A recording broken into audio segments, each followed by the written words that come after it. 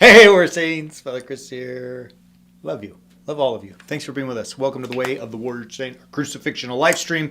We are talking this week about fasting. So as we started on Monday, Great and Holy Lent began for those Christian traditions who follow Lent, particularly as Orthodox Christians. Monday was Clean Monday, and we set the tone that fasting is not just about abstinence, ooh, look at me, what I have given up, but more about the opportunity, the choice to decide whether we want to live a life like Adam or a life like Christ. One rejected God and his commandments and led to death. The other accepted God and his commandments as the only and sole source of life and led not to death, but through death into an empty tomb, which is what we're celebrating and working towards in Lent, towards what we call Holy Week, the cross, and the empty tomb. I mean, it's a marvelous time, a difficult time, but a marvelous time in the life of the Orthodox Church and in other traditions as well. One major part of that is fasting. And this week, Deacon Greg and I have spent some time talking about how to fast, how legalistic do we need to be? How does it work? Spiritual fathers, guidance, all this kind of stuff. Today, I want to talk about what do you do when you find yourself in a situation where you are doing well with your fast, but someone else makes a decision. Someone else takes an action. Someone else offers something, and it's outside of your control. What do you do? So let's set the stage. The scenario is you're out to dinner with friends and you're all at a restaurant and they decide they want to take you to a steakhouse and you're fasting from meat. Another scenario, you're invited to someone's home. Now there's not even a menu for which you to choose from, right? You will get served a certain dish. What do you do if they serve, and you're fasting again, from red meat and they serve steak or shepherd's pie? Don't ask. I don't know where that came from. But they offer you some kind of meat, right? So what do you do in those moments? The temptation at the steakhouse, let's just say, I'm going to make it very easy and very clear. At the steakhouse, you're only fasting from red meat. And you go and they say to you, sir, what can I get for you? Ma'am, what would you like to order? And you say, I'll have the chicken or I'll have the fish. And your friends look at you and say, no, we're at a steakhouse. You should have a big old ribeye or a New York. And your temptation is to say, no, I'm fasting. Go to someone's home and they offer you shepherd's pie or steak. And again, you're fasting from meat. No, I can't eat that. I'm fasting, right? So the temptation is to put out there, like, if you are presented something and you're trying, your sincere devotion and desire is to remain solid with your fast, but something's put before you. Should we remind or tell other people that we are fasting? All right. Number one, I think the answer is no. First, remember a couple of days ago, Deacon Greg was speaking about fasting, and he used this verse from Matthew chapter 6, that when you are fasting, anoint yourself. It's chapter 6, right? Yeah, it's 6. It's in the Sermon on the Mount. When you anoint yourself, when you're fasting, anoint yourself, wash it off. Basically saying, don't tell anybody about it. You keep it quiet. You know, and your Father in heaven knows. Not everybody else needs to know, right? He's saying to us, we can't let fasting be a source of pride. I am proud of you that you are fasting. Right? I think it's awesome, but you don't need to use that as a look at me moment. I'm so good. I'm such a warrior saint. I'm trying to be like Christ.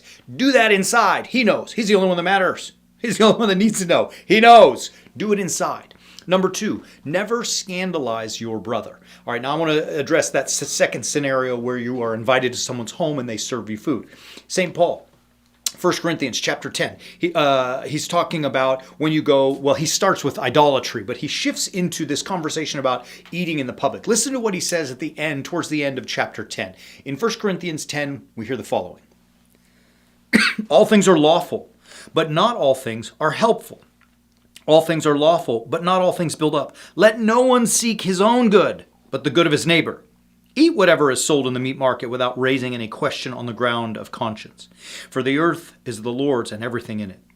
If one of the unbelievers invites you to dinner and you are disposed to go, eat whatever is set before you without raising any question on the ground of conscience. So he's talking specifically about eating at a table where the food has been sacrificed to a false god, right? So in 1 Corinthians, St. Paul was dealing with his Corinthians who were originally pagans and worshiped all these false gods, the Greek deities like Zeus and Athena and Aphrodite and so on, right? He's like, look, if food has been offered to those deities, we know that those aren't really gods. What's the big deal? Just eat. Don't worry about it, right? Eat what is presented before you because we know that you are not bowing down and worshiping these gods. What he says is, look, don't fret. don't disparage or discourage your brother, right? Don't mess with your brother or sister. If you go to someone's home and they offer you food and they're not fasting, or maybe they're not even Christian, or maybe not Orthodox Christian and Roman Catholic who do fast, right? Don't scandalize them. Just be thankful to God that they were loving you enough to say, here, brother, here, sister, I prepared for you the best that I could. I wanted to invite you to be with me at my table, to gather around and to be brothers and sisters, even if just for an evening, and I gave you the best that I could. Don't disparage that. Don't offend them. Eat what they serve. Does that make sense? All right, now before I go further, let's have a quick excursus on the rest of those verses in 1 Corinthians 10.